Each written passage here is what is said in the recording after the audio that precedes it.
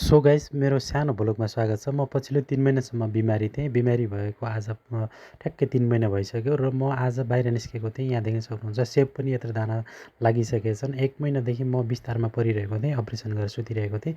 यहाँ देख्न सक्नुहुन्छ सेप पनि यति ठुला भइसकेका रहेछन्।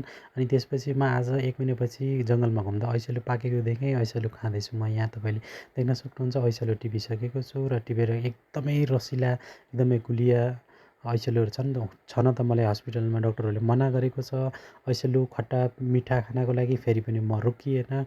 मैले ऐसोलो टिपेर खाइसकेको छु। देख्न सक्नुहुन्छ हातका नसा पनि एकदमै हरिया भएका छन्। एकदमै बिमारी भएको हिसाबले गर्दा यहाँ देख्न सक्नुहुन्छ मैले ऐसोलो टिपेको छु र यसरी खाएको छु। एकदमै जुसिला, एकदमै गुलिया, एकदमै खट्टा मिठा एकदमै मिक्स छन्। एकदमै मजेदार तरिकाले खाइसकेको छु। यहाँ तपाईँले देख्न सक्नुहुन्छ। अनि खाइसकेपछि यहाँ एउटा सुन्दर फुल देखेँ। फुलको पनि यहाँ मैले सानो भिडियो क्लिप लिएको छु, तपाईँले देख्न सक्नुहुन्छ। यस्तै नयाँ भिडियोहरू हेर्नको लागि च्यानल सब्सक्राइब अवश्य गरिदिनु होला। धन्यवाद।